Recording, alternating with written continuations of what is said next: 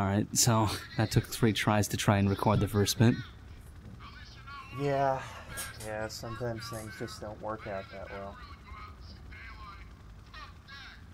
So yeah, I actually had to render this part multiple times because sometimes it just wouldn't render properly. And the main reason I had to re-render it was because I shift-tabbed and I wanted to cut that out.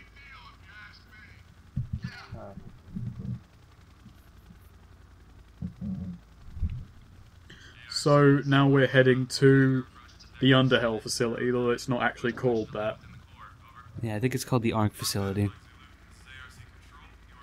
ARC control. Are we filled in on what the thing is for? ARC? ARC. ARC. The acronym, rather. I got mixed up with acronym and initialism. Well, anyway, the kind of popular term within the place is Underhell. That's kind of the name they picked for it. You know, if I had to guess where this place is, I'd say it's somewhere in Nevada. I'm pretty sure they said it was in Arizona. Yeah, it actually was in Arizona. I remember. Yeah, Really? I remember reading the wiki. Interesting. So now Arizona Well, it looks like is Nevada host me, to like, the few 2 times game I've actually series. been there. Yeah, the last time I went to Nevada, there wasn't as many cliff faces like this. Nevada's not a nice place to go during the summer. Don't go there. It was 109 degrees when I went there. What if I want to burn to death and see mesas at the same time, though?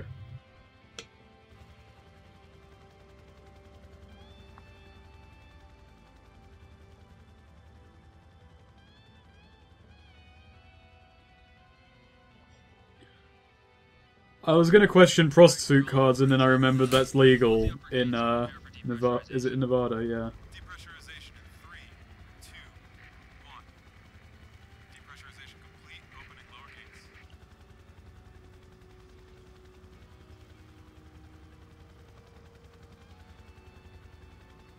To all ARC personnel, this is Flying Zulu on final approach to the core landing pad. Ready escort for prisoners and complete protocol. I remember on launch, this is like about the point where the game would crash to desktop, but I think they've fixed that since then.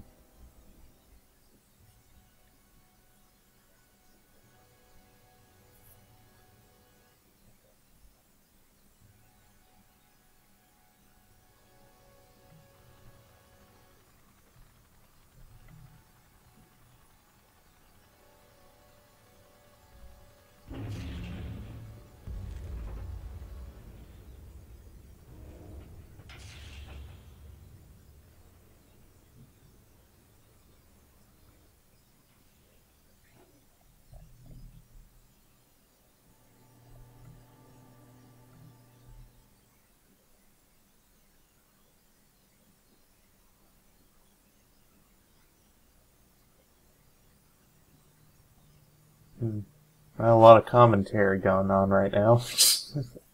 Not that there needs to be, but whatever.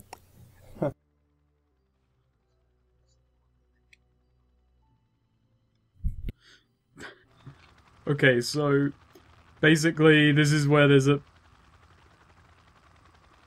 So basically at this point there is a bit of a tonal shift in the game. Basically, in the earlier one we had the action, we had the psychological horror. That's going to take a backseat for the first intro to the prison, where it kind of becomes... Actually, the game does prison drama really well for the first hour or so. Yeah. Prisoners, get in line. Follow me. Do they ever point out, like, what kind of people are brought to this facility? I imagine, well, it's like super high security prison. For the kind of person who could take out whole SWAT teams with their bare hands. And they have ciphers from Metal Gear Solid too. You know what? I mean, I guess it's because Jake's mute and he can't really provide a counter argument. But in his situation, it was said, "Come on, really? I mean, just me, one guy, killing all that many people." Yeah, I mean, I may be a video game protagonist, but still. Well, that's why in video games you have to suspend your disbelief about it a little, because then it's like my favourite thing in all like the old Call of Duty games, like the World War II ones. I always liked to imagine them as a kind of grandfather explaining the war to his kids. Like, yes, and then I murdered 20 Nazis. That was quite a boring day, actually. To be frank with you. Yeah. Exactly. I'm actually pretty sure the people that get brought to this facility are only killers. At least that's what's brought up later on. You'd have to really, really, really be high-end to get brought here on, say, I don't know, laundering charges, money laundering charges. I don't know, these two guys in front of you, they seem like they're not really killers. They're just like... I just imagine these two guys being co-workers in a laundromat for whatever reason. This intro kind of reminds me of Arkham Asylum, just because so far as I got into the game, this was the only example of third person that I got, and I don't know if it's used again to tell the story. I don't think it is, actually. When I was playing through this run, I noticed that the guard on the left just kind of steps in and just kind of watches you take a shower. Well, they're jaded to it at this point. Besides, I imagine they have to keep eyes on you. Gotta make sure they don't have a butt within the... Oh, I already fucked up the sentence. I was gonna say, you gotta make sure there's not a knife within their butt cheeks. You've been clenching that since Arizona. Knife cheeks is what you were gonna say?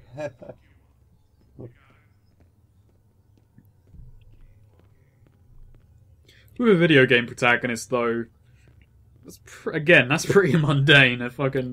A knife between the butt cheeks. They must have at least 10 weapons on their person at all times. Also, on this run... Oh, go on. No, you can continue. No, I was gonna make a joke, but it's long past funny point right now. I'm just curious as to why you seem to be making him walk always to the side, looking down. It's because I'm trying to look at my feet and how weird it looks. Oh, okay. It's like a crab. But yeah, on this run, the AI acts really weirdly. I was kind of like putting the AI to the limits in this. They have that problem that all kind of Source NPCs do, where if you kind of walk into them a little bit and their natural AI response is to back off to give you some space, you can kind of follow them that way. Happens with partner AI in this. A situation similar to that happens. But there's this one point so I know that to be a kind in my of playthrough thing. when there's one point in my playthrough where I was messing around with Hector, and I have it on live stream. It's really fucking hilarious. I remember that, you showed me that. Oh yeah, it was great. I had loads of fun with that. I remember when I was actually live streaming Underhell, Hector, he did some pretty stupid things in which he actually died before he was supposed to. What, really? Yeah, he was getting mauled by infected in the back of the head, and he was just kind of shrugging it off, not actually realizing that he was getting mauled. So and wait, he just kind of falls over and dies. Did that, like, break the game or something, or did it just let you go on as usual? It lets you go on as usual. And the section where Hector dies, they actually like made sure that they had an alternative scene for that. Really? That's fascinating. Like, what happens in the alternate scene? Essentially, Hector isn't there, and he still tries to ram you, and then you go and hide in the bathroom. It's essentially what it would be like if Hector wasn't there at all.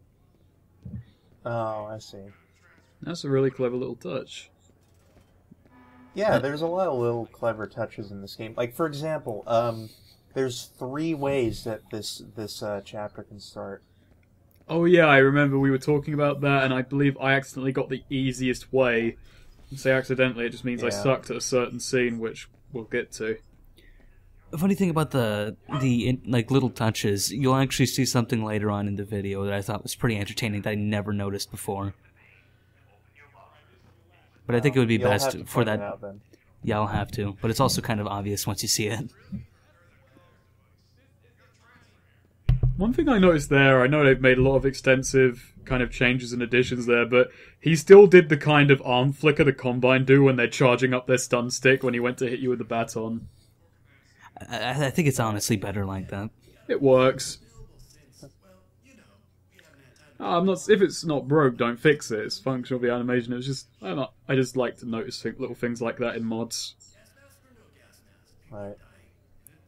I just like to imagine that they're actually Jake's doing model, Jake's model is actually part of a cinematic mod, I think, along with a couple of other models in this game. that. Yeah, I'm pretty sure Jake Hockfield's model was actually Barney.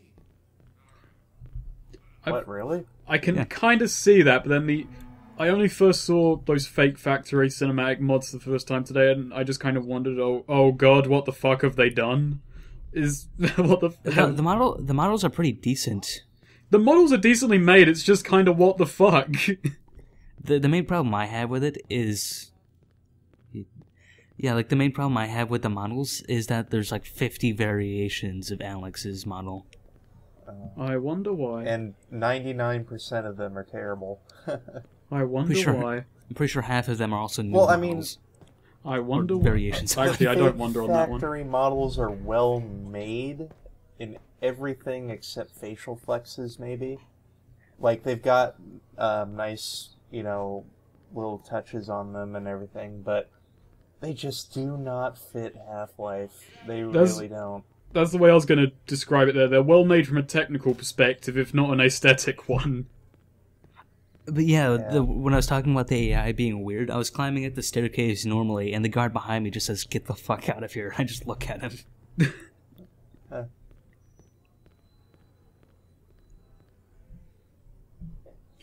Well, I do really like the section aside from other things, because, spoilers, the game's going to get... Well, actually, we've kind of already spoiled everything, but the game gets... No, we didn't. The game gets Metroidvania-ish in a moment, and that little walkthrough there is pretty much your little tour of the place. Well, we put a spoiler alert at the very first part, so everything is justified. Well, I went through the videos earlier and added annotations. Oh, you did? I didn't actually notice that. I have annotations, I already fucked up how to pronounce it. I have annotations usually disabled. The only time I actually recently enabled it was to watch this 90s fire safety commercial that had Gilbert Gottfried in it, and it was called the... Let's see, I think it was called the Fire Safety Annotation Adventure. And it is an experience to remember. One of my favourite things on the internet is Control-Alt-Delete, the annotated series. Because whenever I watch that, I like to think that people paid money for that. Huh. But they lost money on it, so I'm always a little bit happier.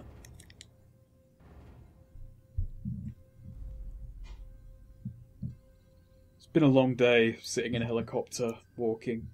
I still love how he just kind of falls over. Yeah.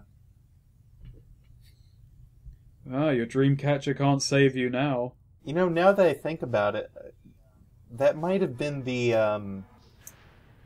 animation from Lost Coast? Yeah, it might have been that played backwards and sped up a bit, I think. I think you're right. I love this scene. Oh, I do too. I remember usually when I play this, I climb up on top of a megaphone and wait until the water gets up to you at the last second. But one of the things I like about this is if you walk on this pole, the water will actually push you into the water. Right. Okay, that is a really sweet little touch. God, are you having like a... you get pushed down by the streams as well. The actual there's actual water pressure. That is a really cool little touch for something that would really just be a particle effect. No, this scene, fucking, if you have like drowning dreams or some shit, yeah, it fucks with you. Luckily, I don't have a phobia of water because I know how to swim. I got caught. Well, yeah, but I got caught in a shitty English riptide still. But I got caught in a riptide once, and that wasn't pleasant. Oh, so you're like just kind of swimming out in the sea at one day? Yeah, I was in it. Like, my friends were like, they had appointments that day, and we were on holiday by the sea. I was like, I want to go swimming, so I did.